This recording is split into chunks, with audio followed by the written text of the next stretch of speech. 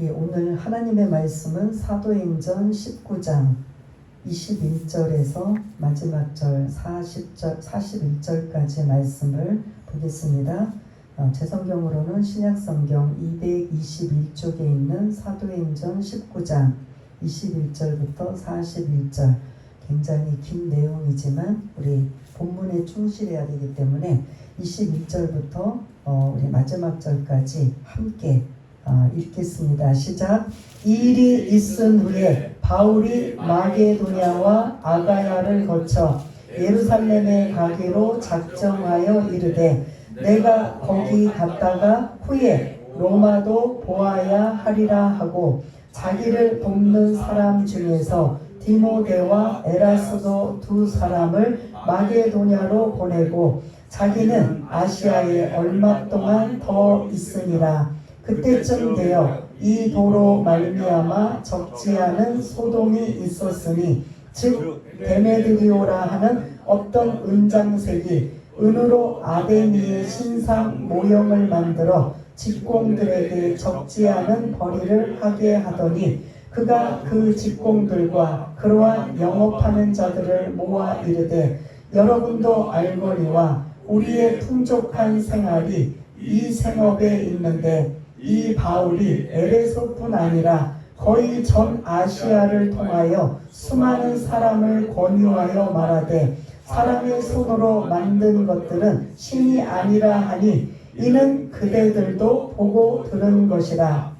우리의 이 영업이 천하여질 위협이 있을 뿐 아니라 큰 여신 아데미의 신전도 무시당하게 되고 온 아시아와 천하가 위하는 그의 위엄도 떨어질까 하노라 하더라.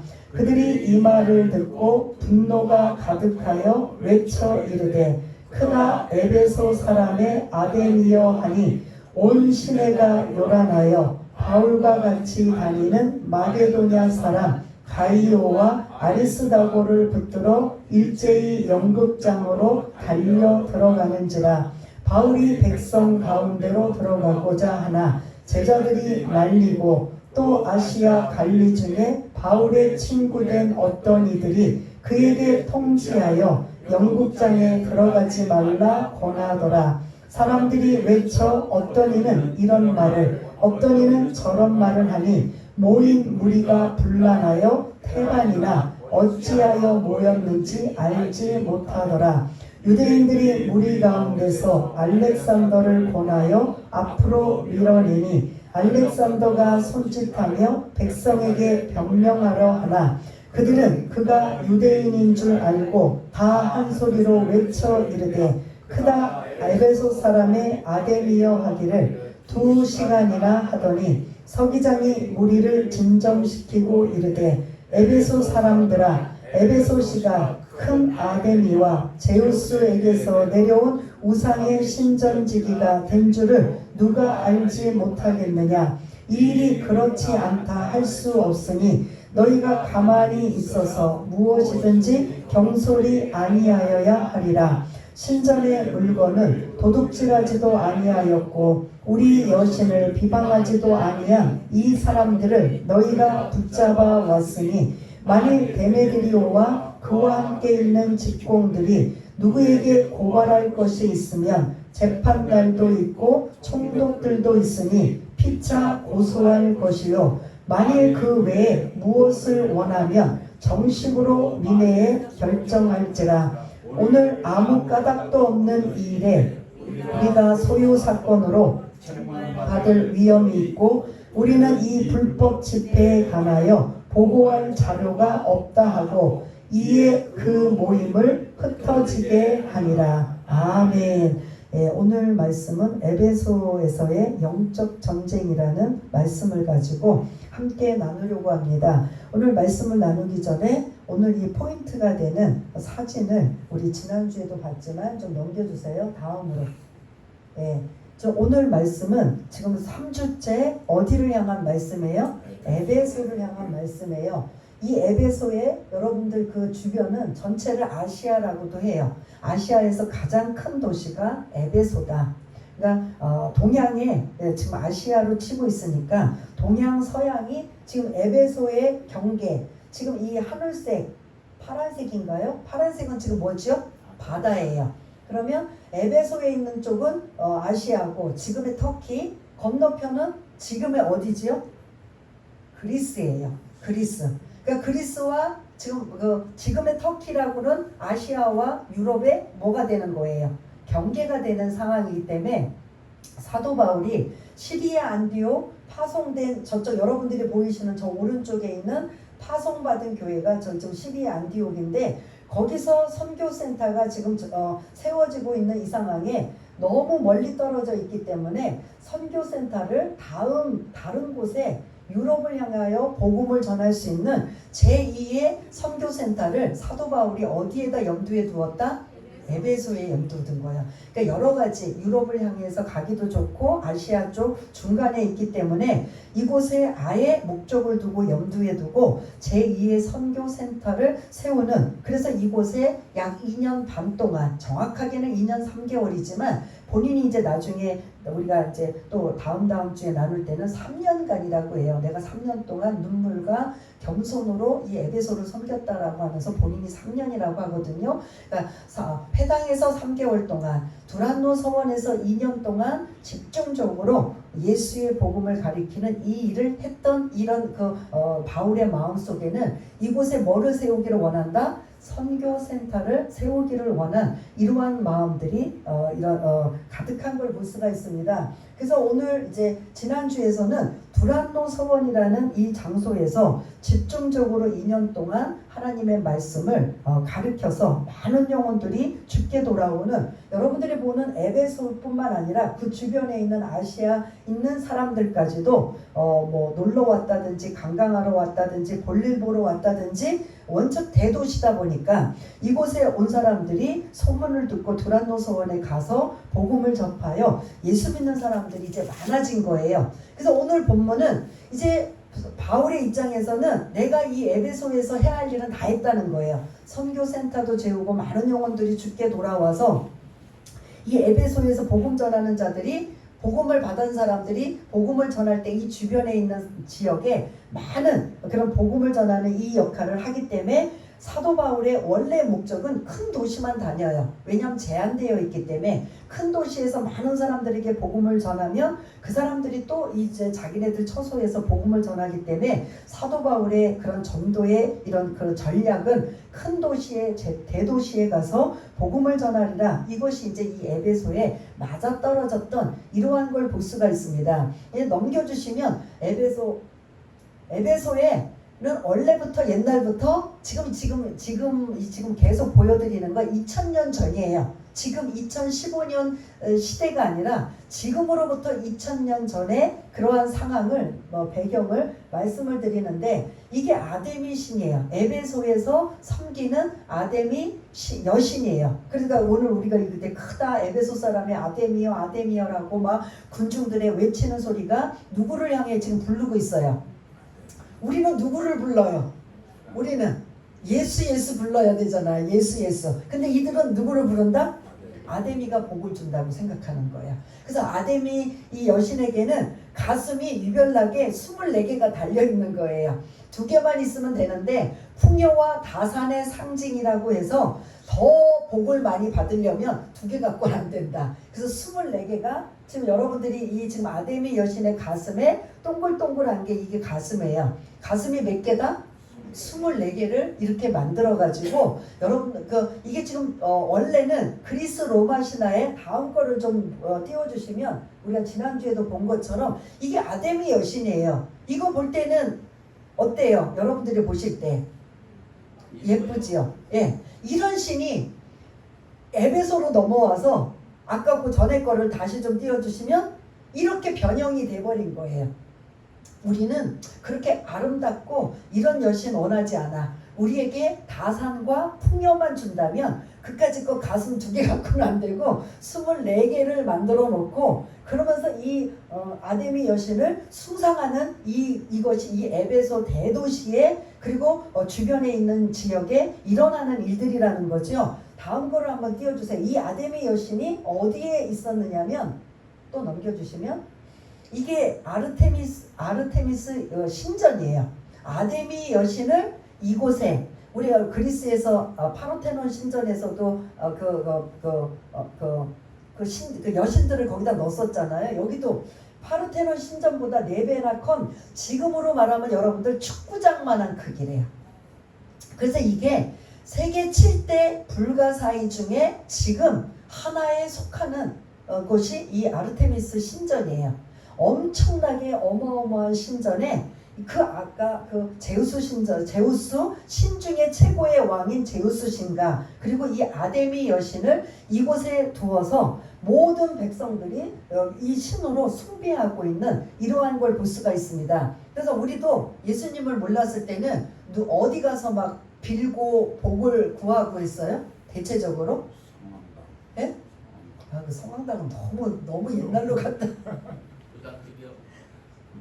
그 후에 또 그래도 좀 형색을 갖춘 이렇게 절 가서 하잖아요. 절에 가서 뭐 어쩌고저쩌고 하잖아요. 아무튼 그런 식으로 이렇게 서양식의 아르테미스 신전은 지금의 축구장만한 어마어마한 이 크기 안에 이 아데미 여신을 아까 보셨던 그거를 여기다 세워놓고 많은 자들이 숭배하고 숭상하는, 그래서 그 숭배하고 숭상하는 이유가 뭐예요? 뭐 하기 위해서? 풍요와 다산을 얻기 위해서. 그러다 보니까 지금 5월에는 매년 5월에는 아데미 축제가 있어요. 아데미 축제가 있어서 에베소 사람이나 주변에 아데미를 숭상하는 사람들은 모든 일들을 제쳐놓고 이 아데미 축제에 참여를 해야 돼요.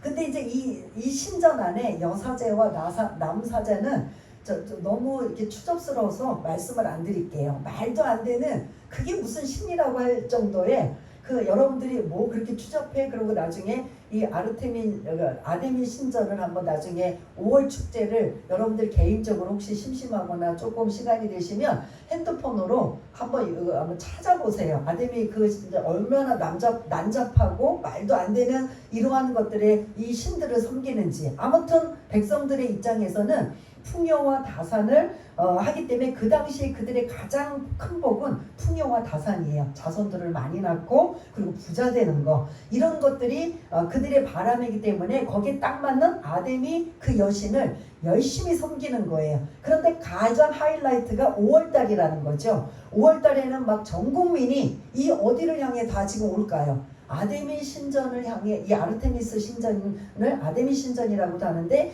이곳을 향해 모든 순례객들이 오는 거예요. 근데 그냥 오지 않고 신전 주변에는 상가가 줄비하게 있어요. 뭘 파느냐면 아까 아데미 여신의 그 조각품, 아니면 지금 이러한 신전의 모형, 이런 것들을 파는 양쪽 이 올라가는 주변 양옆의 상가들이 굉장히 줄비하게 많이 있어요.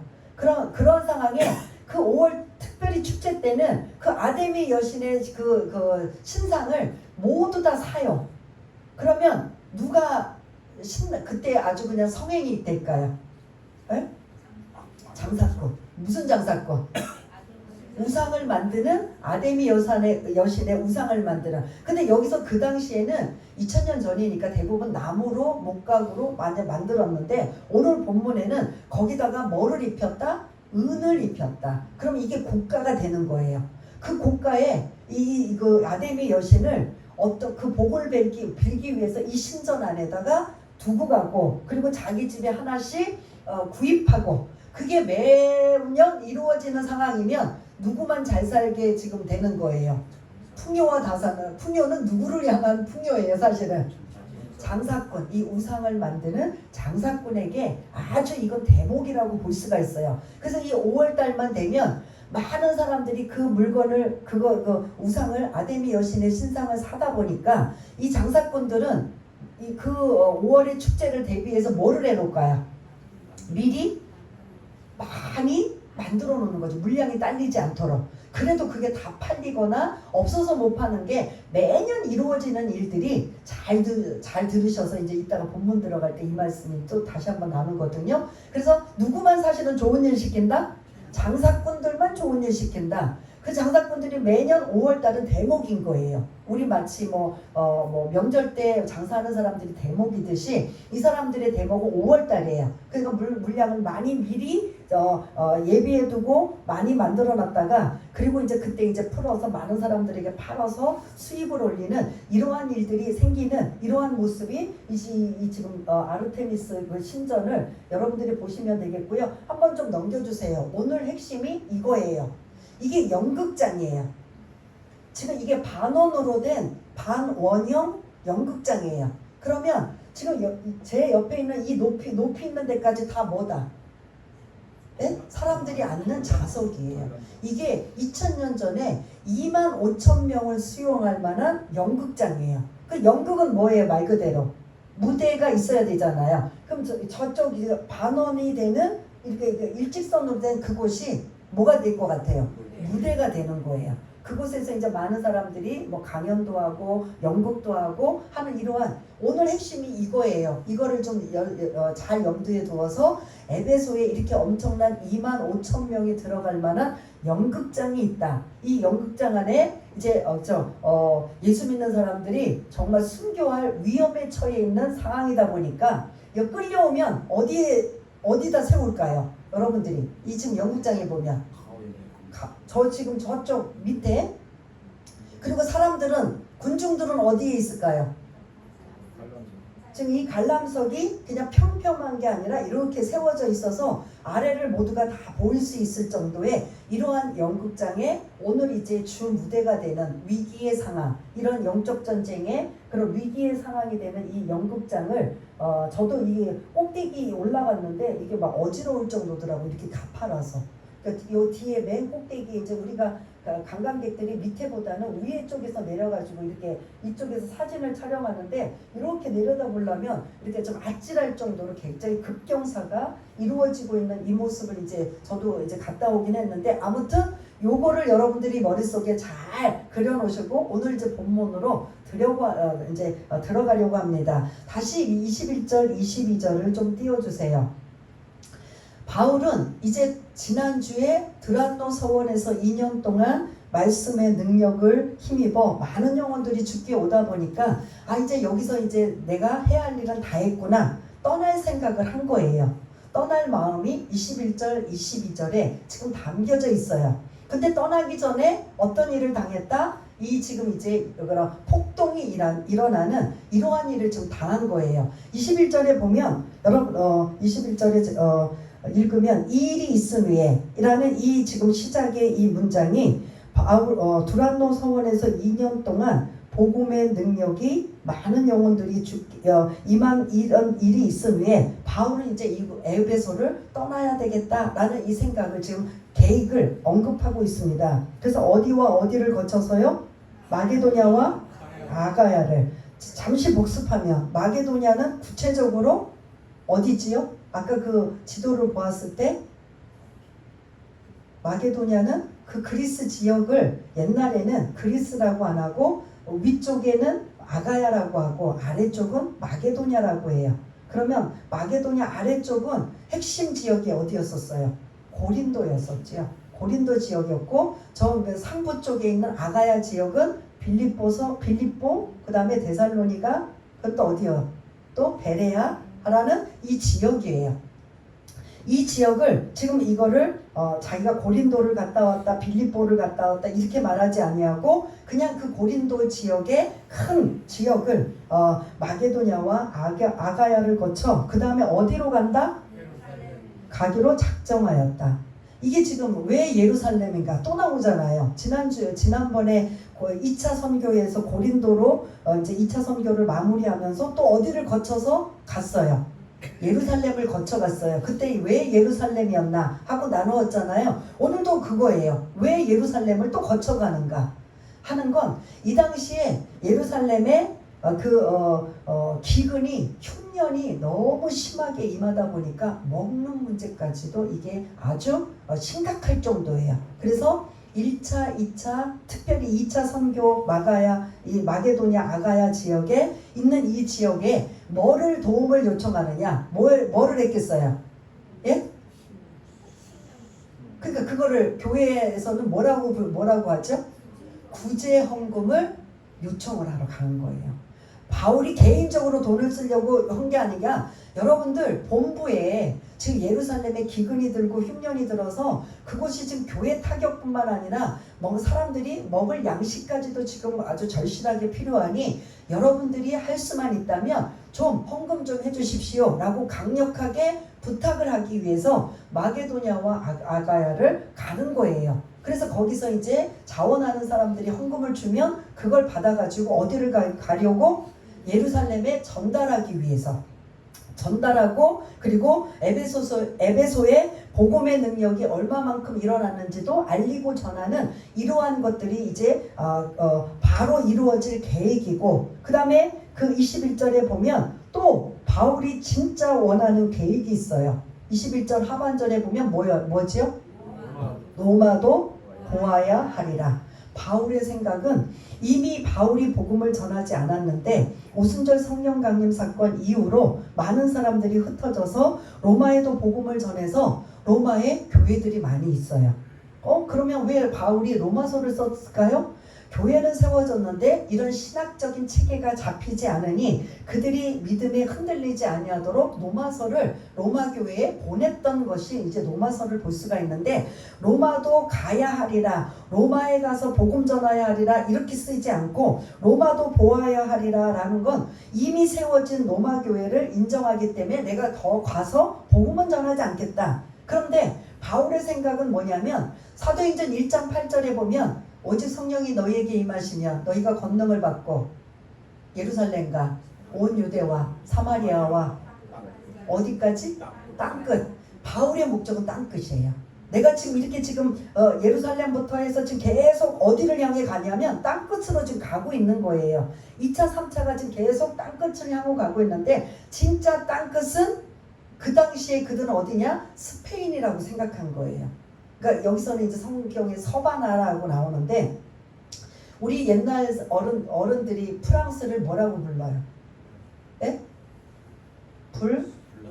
불란서라고 하잖아요. 그것처럼 스페인을 서바나라고 해요. 그러니까 이 바울이 이 당시에 복음을 전할 때 땅끝까지 내가 하나님이 나를 이방인의 복음을 전하는 사명자로 불렀다면 내가 어디까지 가야 되는 생각을 하냐면 땅끝이에요. 그럼 땅끝은 그들의 생각이 스페인이라는 거죠. 그러면 내가 로마에서 스페인이 그렇게 멀지는 않아요. 그런데 왜 로마를 보아야 하리라 라는 이 계획을 언급하고 있느냐면 로마 교회가 나를 선교에 동참을 해서 스페인에서 내가 복음을 전할 수 있도록 협력해 주면 좋겠다라는 이러한 생각으로 로마도 보아야 하리라. 이미 로마에는 교회가 많이 세워졌기 때문에 로마 교회 교인들아, 너희들이 내가 땅끝까지 스페인에 복음을 전하기를 원하는데 너희들이 나를 위하여, 우리를 위하여, 하나님의 나라를 위하여 선교에 그런 협력해주면, 동역자가 되어주면 좋겠다. 이런 의미가 지금 이 21절에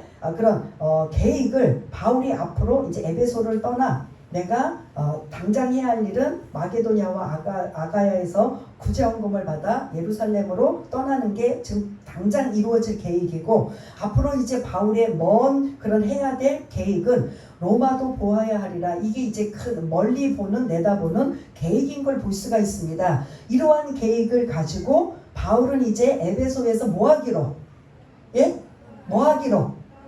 떠나기로 이제 결정이 내린 거예요. 그래서 이제 22절은 그 마게도냐와 아가야를 먼저 지금 디모데와 누구를 지금 보내고 있어요?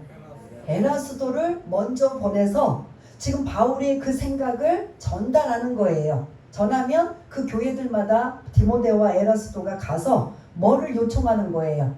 구제 헌금을 요청하는 거예요. 예루살렘을 도웁시다. 여러분들이 감동이 오시면 여러분들이 자발적으로 본부교회가 지금 어려움이 처해 있기 때문에 여러분들의 도움이 필요합니다라고 해서 디모데와 에라스도가 먼저 가서 그런 알리고 헌금을 모으면 이제 그것 가지고 이제 이동하면서 예루살렘까지 가는 이 일이 22절까지 나와요. 그러면 21절과 22절은 바울이 지금 당장 앞으로 해야 할 계획, 그리고 지금 당장 해야 할 계획, 앞으로 해야 될 계획을 21절에 다 언급하면서 그는 이제 마음이 에베소에서 어떻게 되어 있다? 떠나 있는 상황이에요. 몸은 안 떠났지만 마음은 이제 떠나 있는데 이제 문제가 터진 거예요.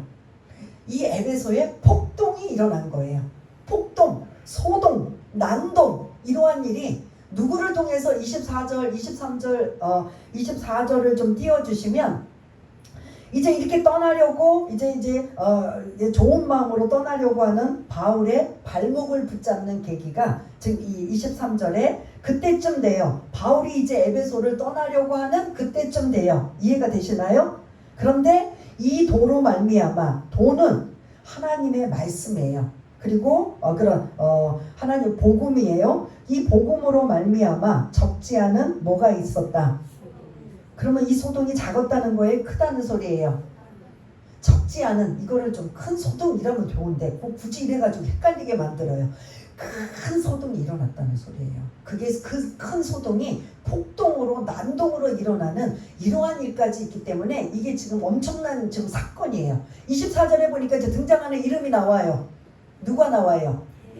데메드리오라는 이 사람, 아까 이제 제가 설명드렸던 그 우상을 만들어 파는 이러한 아주 그냥 대목을 벌이는 이 사람들이 이제 어려움에 처한 이제 상황이 나와요. 24절에 데메드리오라는 이 사람이 아까 그 아르테미스 신전과 아데미 여신의 우상을 만들어서 그것도 은으로 장색을 해서 비싸게 만들어가지고 비싸게 파는 이러한 우상의 그런 물건 파는 상인이에요. 근데 이 데메드리오는 누구냐면 당신은 지금은 조합이라고 하는데 그때는 길드라고 해요. 길드라고 하는데 이 길드 조합의 조합장이에요. 조합장이 직공들과 조합원들을 이미 불러 모아서 아니 지금 왜 우리가 5월만 되면 물건들을 아까 뭘 잔뜩 미리 만들어 놓는다고 했어요. 뭐 만들어 놓는다고 했죠? 그 우상의 제품을 만들어서 5월 축제만 되면 없어서 못 팔기 때문에 그걸 미리 잔뜩 만들어 놔가지고 매년 그게 다 없어질 정도로 장사가 잘 된단 말이에요. 그런데 한 2년 전부터 장사가 안 되는 거야. 이게 도대체 왜 장사가 안 되죠? 그리고 미리 만들어 놓은 것도 다 어떻게 돼요? 다 창고에 재여 있지 팔리지가 않는 거예요. 그러니 이건 1년은 그렇다 쳐요. 근데 2년째 바울이 두란노 성원에서 몇 년 동안 가르쳤다고 했어요. 2년째 복음을 가리키고 복음을 받아들인 사람이 이제는 슬금슬금 뭐를 안 산다? 신상을 안 사는 거죠. 우상을 안 사는 거죠. 왜? 바울이 말할 때 자기네들도 말해요. 인간이 만든 신은 신이 아니다. 그럼 뭐예요? 그럼 그 사람들이 복음을 받아들이고 이거는 우상이다. 그러니 우리는 이제부터 안 산다. 이런 사람이 자꾸 많아지다 보니까 우상 만들어 팔아먹는 사람들은 5월이 축제다 보니까 잔뜩 쟁여놓고 없어서 못 팔았던 그런 것들을 생각해서 엄청 많이 쟁여놨는데 팔렸다 안 팔렸다? 안 팔리는 거예요. 첫 해는 그래도 이해가 돼요. 근데 두 번째 해는 이제 똑같은 일이 반복이 되니까 이 이유를 알아야죠. 그러니까 아주 장사꾼인 거죠. 진짜 장사꾼은 왜 잘 되던 게 안 되는지 원인을 알아야 되는 거잖아요. 근데 알아낸 거예요. 누구 때문에? 바울이 복음 전한 것 때문에. 예수를 믿으면 우상을 섬기면 안 됩니다. 지금까지 여러분들이 그렇게 인간이 만든 신을 여러분들이 숭배하고 숭상했던 거 그거는 안 됩니다라고 그거를 알려주니 이제 그들이 예수 믿고 난 다음에 그 우상을 살까요 안 살까요? 안 사는 거죠. 그러다 보니까 자연적으로 누가 타격을 지금 보는 거예요. 장사꾼이 타격을 보니까 장사꾼의 대표인 데메드리오가 이렇게 지금 앞장서서 지금 선동을 하고 폭동을 일으키는 원인 제공자가 돼버린 거예요. 그래서 24절부터 34절까지는 그 폭동에 대한 내용들이 장황하게 나오는데 잠시 그냥 제가 아주 쉽게 간단하게 말씀을 드리자면 지금 누가 주동하고 있다고 했어요? 데메드리오가. 그것도 조합장이 조합원들과 자기 밑에 그 우상을 만드는 직공들을 불러놓고 야 이렇게 지금 우리가 장사가 안 되는 게 지금 저 예수 믿는 것 때문에 바울 때문에 지금 이런 문제가 생겼으니 우리가 지금 가만히 있으면 되겠느냐? 그래 지금 우리도 장사가 안 되지만 우리의 지금 에베소의 그 영웅처럼 신으로 숭상하고 있는 아데미까지도 지금 문제가 생기고 있으니 우리가 이러면 안 된다. 그러니까 그 소리를 들으면서 사람들이 막 분노와 혈기로 와 하고 소리를 지르면서 아데미 아데미 우리는 아데미밖에 없다라고 아데미 아데미 외치는 거예요. 그러면서 그 데메드리오가 그 시작 원인 제공했던 이 모인 사람들이 그냥 거리로 뛰쳐나가서 아데미 아데미 하고 외치는 거예요. 그러니 앞으로 축제도 다가오지 축제에 있는 이런 상황이지 그런 에베소의 모든 사람들은 모두가 뭐라고 외치냐면 아데미를 외치는 거예요. 그러니까 막 많은 사람들이 이 진짜 데메드리오와 조합원들과 직공들은 왜 이 속상함을 왜 이런 문제가 생겼는지 자기네끼리 의논하다가 승질이 나고 분노가 나니까 막 거리 바깥으로 뛰어나가서 우리는 아데미만 섬길 거라는 이러한 그런 다짐과 같이 밖에 나가서 막 아데미 아데미를 외치는 거예요. 근데 뭣도 모르는 사람들이 저 사람들이 왜 저러지? 나도 해야지. 그러니까 뭣도 모르는 사람들이 다 뭐하고 있다? 아데미 아데미. 그 길거리에 모든 사람들이 막 수도 없이 그게 막 이렇게 전파가 되어서 뭐하고 있다? 아데미 아데미를 외치면서 아까 어디로 가고 있다? 연극장으로 모인 거예요. 그 연극장의 수용 인원이 몇 명이나 된다고 했어요? 25,000명까지는 된지 꽉 찼는지 아닐지 몰라도 거기 있는 사람들이 아데미 아데미에서 그 안에 다 꽉 차서 그 안에서 막 아데미 아데미 부르면서 사실은 누구를 지금 잡아다가 거기다가 지금 끌고 와야 되느냐? 누구예요? 바울인데 제자들이 그리고 고위 관리들 알고 있는 사람들이 미리 정보를 알고 바울 당신 가면 지금 죽습니다. 돌에 맞아 죽든지 이제 그들이 가만두지 않을 겁니다. 그러니 지금 대다수의 이런 앞에서 선동하는 세력들은 누구였어요? 예? 장사꾼이었어요. 근데 나머지 막 군중 심리로 아데미 아데미 한 사람들은 왜 와서 그 소리를 지르는지도 모르고 막 거기서 외치는 거예요. 아데미. 뭐 도대체 뭔 일인지도 모르는데 아데미 아데미 하는 거예요. 그러면 그 앞에 그 장사꾼들은 누구를 제거시켜야 되겠어요?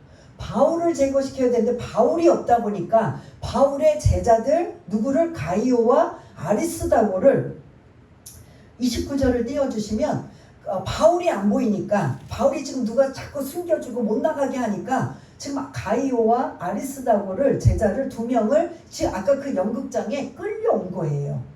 그러면서 막 군중들은 막 그냥 이구동성으로 아데미 아데미 아데미 하면서 우리 아데미 외에는 뭐 더 큰 신도 없을 것이며 계속 그들이 그런 함성 소리에 이 두 사람은 여러분들이 딱 그 상황으로 돌아간다면 위험할까요? 안 위험할까요? 심각하죠. 그러니 못 가고 있는 바울의 입장도 그 자리는 가면 죽을 거라는 걸 알아요? 몰라요? 그런데 자기가 그 자리를 가야 되는 거잖아요. 근데 주변에서 제자들이나 고위관리들이 못 가게 막 말리고 있으니 가지는 못하지. 이 지금 어떤 상황일 것 같아요? 군중들은 여차하면 누가 선동만 하면 야, 저 두 사람이 아니면 바울이 우리가 믿는 아데미 그 신을 우상이라고 하고 자기네들이 믿는 그 예수를 믿으라고 한다. 이게 말이 되느냐? 우리는 아데미다 라고 하면 그 군중 심리에 있는 사람들이 뭐라고 할까요? 돌을 하나씩만 던져도 스데반처럼 죽을까요? 안 죽을까요? 아주 위험한 상황이 지금 오늘 내용이에요. 그래서 폭동, 난동이라고 할 수 있는 이런 상황에 바울의 심정, 지금까지 말씀드린 배경이라면 바울은 어떤 심정일까요? 예? 어떨까요? 편안하다. 하나님 뜻대로 할까요? 안 할까요? 아무리 하나님이 도셔도 지금 상황은 위급한 상황이에요. 그래서 사모님 아까 그 사진 보기 전에 이게 뭐가 에러가 떠요? 네. 넘겨주시면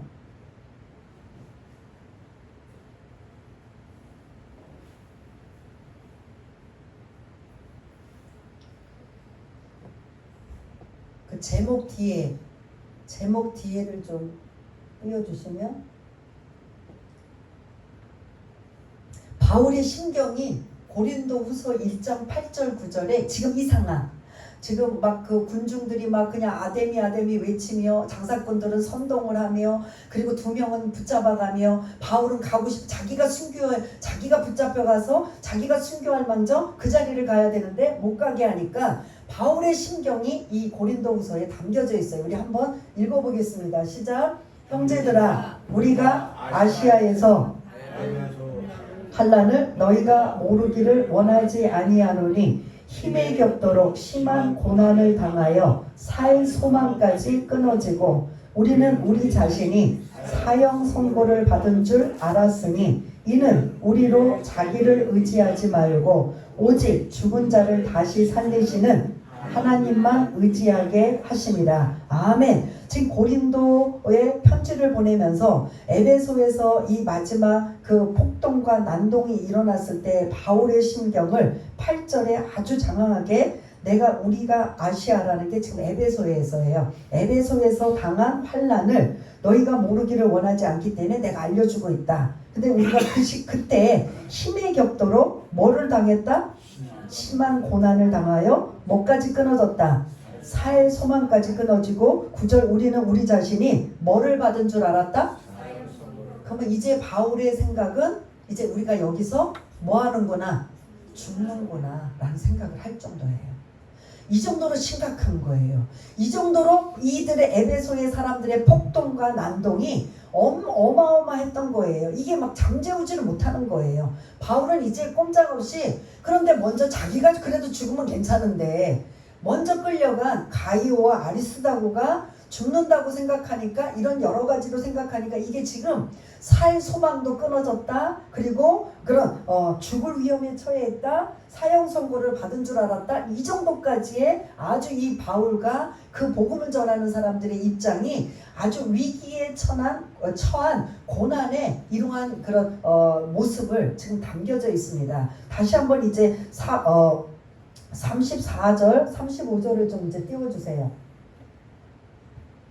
이렇게 지금 폭동과 난동이 잠재우질 않아요. 근데 이 연극장에서 2시간 동안 아데미 하면서 누구든지 걸리기만 해 뭐 가만 안 두겠다는 식으로 막 살기등등한 아데미 하니 지금 당장 끌려온 사람은 몇 명이에요? 2명. 이 사람은 이제 제명이 못 살 것 같고 그러면서 이제 가지도 못하게 막고 있는 누가 제일 괴로워요? 바울이 지금 엄청난 괴로움이 아까 읽었던 고린도후서 1장 8, 9절에 그 나왔던 심경을 하고 있는 이 상황에 하나님은 바울을 여기서 순교하게 안 만드시는 거죠. 마지막 어디까지? 로마까지 복음을 전하는 게 하나님의 사명이 있기 때문에 28장까지 쭉 이어져 갑니다. 그래서 아직 이제 그러니 35절에 보니까 누가 등장해요? 35절이요. 35절에 누가 등장해요? 서기장이 등장해요. 서기장은 에베소의 아마 시장급인 것 같아요. 총독이 있으면 로마에서 지금 이 에베소나 지금 동양이나 서양 전체가 누구의 제국 안에 있어요? 로마의 제국 안에 있고 로마의 제국에서 각 나라들마다 총독이나 이걸 다 일임하고 파송해 보내버려요. 로마 사람이 있든가. 그런데 지금 이 서기장은 로마에서 파견한 사람이 아니고 에베소 자체에서 뽑아가지고 세운 아마 그 지금으로 말하는 시장급 정도 되는 이러한 사람인 것 같아요. 근데 이 서기장이 이제 이 막 그냥 막 에베소 안에 난동이 막 엄청난 이게 지금 소요가 일어나니까 이제 개입할 수밖에 없는 이 35장에 중재를 시키고 있습니다. 중재를 시키는데 이제 쭉 35절부터 마지막 41절까지 장황하게 길기 때문에 이제 PPT 띄우는 사람은 이제 제가 말하는 내용들을 좀 이렇게 하나씩 넘겨주면 감사하고요. 지금 35절에 보면 서기장이 무리들을 그 아데미 하면서 연극장에서 막 외쳐 부르는 이러한 그들을 진정시키고 이르되 에베소 사람들아 에베소시가 큰 아데미와 제우스에게서 내려온 우상의 신전지기가 된 줄을 누가 알지 못하느냐. 여러분들이 지금 아데미 하고 2시간 동안 외치고 있는 그 아데미 우리가 당연히 섬기고 있는 거 누가 모르고 있느냐 라고 하면서 37절로 넘기면 이 사람들 지금 이 사람들 누구예요? 그 연극장에 끌려온 두 사람들을 말하는 거예요. 서기장도 그 연극장 그 밑에 와서 그 무리들을 향해서 진정시키기 위해 이 두 사람 너희들이 끌고 왔지. 이 사람들은 뭐하지도 아니하였고 신전의 물건을 도둑질하지도 않고 또 여신을 비방하지도 아니하였는데 너희들이 지금 이거 붙잡아온 거 불법 아니냐 라는 이런 소리예요. 38절 만일 너희들이 이 두 사람을 고발할 내용이 있으면 정식으로 재판 과정을 거쳐라. 이런 식으로 불법하는 거 옳은 일이 아니다. 정식으로 재판을 해라. 고소를 해라. 그러면서 40절에 보면은 40절이 중요해요. 우리 한번 읽어보겠습니다. 시작. 오늘 아무 까닭도 없는 이 일에 우리가 소요 사건으로 책망받을 위험이 있고 우리는 이 불법 집회에 관하여 보고할 자료가 없다 하고 이에 그 모임을 흩어지게 하니라. 아멘. 지금 에베소 시장급 때는 이러한 높은 직에 있는 사람들이 와서 이 지금 난동과 폭동을 잠재우기 위해서 쭉 설명을 하며 이 지금 40절을 읽을 때 여러분들이 누가 지금 떠올라야 돼요. 뭔가 떠올라야 돼요. 오늘 아무 까닭도 없는 일에 우리가 소유 사건으로 책망받을 위험이 있고 누구에게? 예? 또 우리는 이 불법 집회에 관하여 보고할 자료가 없다. 자료를 지금 누구를 향할 거예요? 아까 제가 말씀드렸죠? 이 서기장은 에베소시에서 시민들이 뽑았다면 이 에베소에 진짜 가난하는 사람은 누구일까요? 총독이 있어요. 그러면 로마 제국 안에 있기 때문에 이스라엘도 예루살렘도 마찬가지고 각 나라들마다 너희들에게 알아서 자율권은 주마. 총독은 이제 뭐 로마 제국에서 세워주지만 너희들에게 알아서 너희들끼리 통치하고 다스리는 건 자율권은 주는데 만일 폭동이나 그런 불법 집회나 문제가 생길 시에는 그때는 누가 개입을 하고 간섭하냐면 로마가 간섭을 해요. 그때 이제 자료를 다 받아들여서 무슨 문제로 폭동이 일어나고 불법 집회가 일어나느냐 자료를 딱 봐가지고 이거에 대한 무능력을 누구에게 책임을 물을까요? 지도자급들한테 책임을 묻는 거야. 그러니까 이 서기장이 지금 이 40절에 한 말은 내가 모가지가 날아갈 것이다. 이게 다 누구를 지금 40절에 하는 말은 누구를 의식하고 있느냐면 로마 제국을 의식하고 있는 거예요. 이 불법 집회에 대해서 너희들 그 로마 제국에서 지금 그걸 정보를 지금 알았다면 뭐라고 얘기할 거냐? 뭐 때문에 그렇다고 지금 할 거냐? 지금 그런 내용이에요. 이해가 되시나요? 서기장은 지금 그게 겁나는 거예요. 지금 이 두 사람이 죽을까봐 겁나는 것도 아니고 바울을 잡아서 죽일까봐 겁나는 게 아니에요. 자기네들의 신상이 위험한 거예요. 예루살렘에서도 항상 이런 불법이나 폭동 난동이 일어나면 총독들이 개입해가지고 막 로마 군사들을 풀어가지고 막 그 난동을 잠재우는 게 뭐냐면 로마 황제의 귀에 들어가면 사실은 그 뭐 잘나고 무슨 문제가 있고 없고를 떠나서 누구의 지도력이 부재라고 생각하는 거예요. 로마가 보낸 총독의 지도력이 부족해서 거기서 막 폭동이 일어나고 난동이 일어나니까 지도자 잘라 이렇게 나와요. 그냥. 그러면 누가 이런 문제가 생기면 가장 먼저 누가 위험에 처할까요? 총독이나 지도자가 문제가 생기는 거죠. 그러니까 이 40절은 서기장 자기를 향하는 말이에요. 잘못하면 나도 너희들 때문에 모가지 날아가게 생겼다. 그런 걸 염두에 두고 40절을 한번 다시 읽어보세요. 시작. 오늘 아무 까닭도 없는 이 일에 우리가 소요 사건으로 누구에게?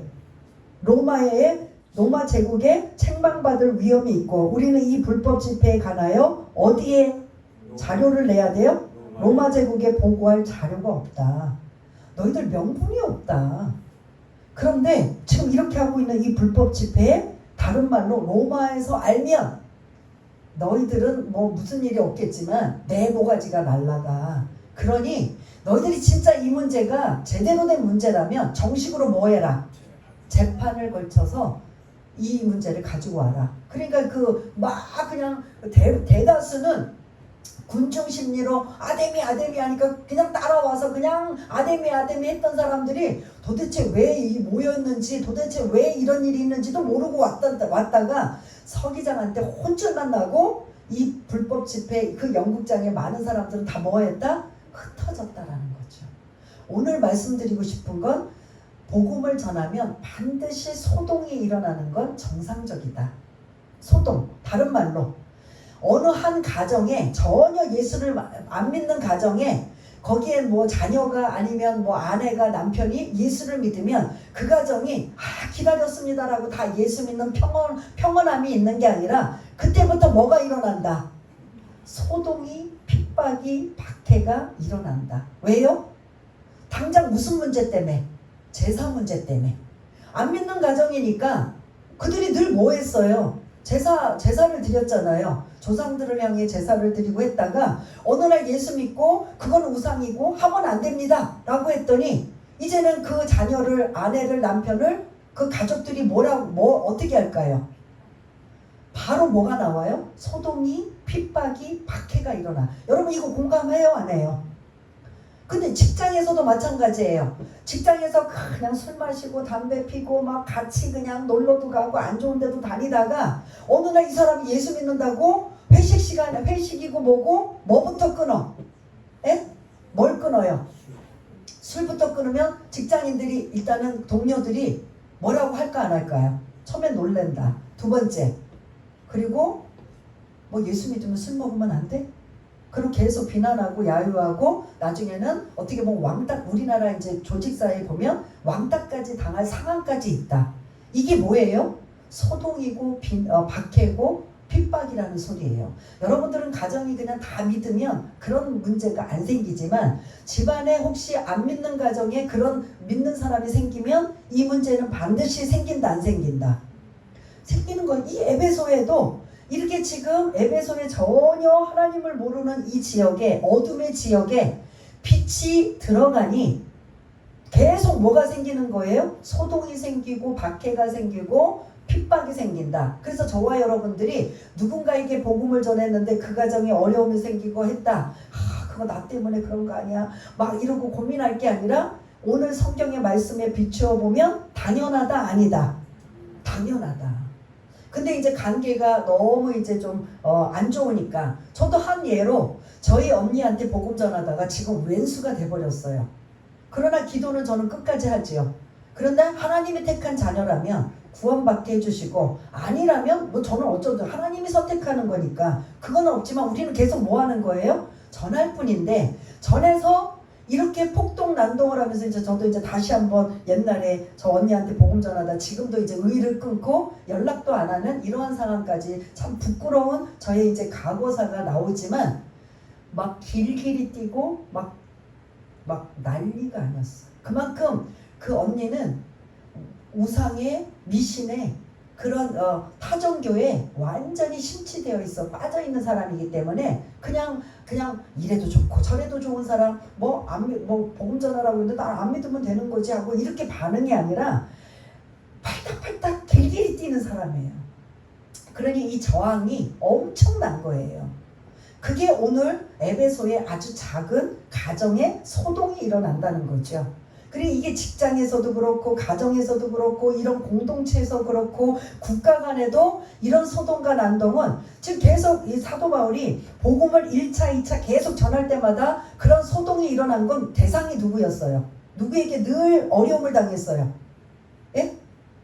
바울이 복음 전할 때마다 누구에게 계속 유대인들이잖아요. 그런데 에베소에서는 누구였다? 이방인들 에베소 사람이었다. 근데 오늘 이제 말씀을 안 드렸는데 어디요? 33절 한번 이제 잠깐 이제 시간이 많이 가서 이제 저는 말씀드릴 거 다 드렸어요. 요것만 왜 유대인들이 개입을 안 했는가? 여기서 유대인 개입하는 거예요. 33절 유대인들이 무리 가운데서 말 잘하는 설득력 있는 알렉산더를 권하여 이 연극장 앞으로 밀어내요. 거기 나가서 너 한마디 해라.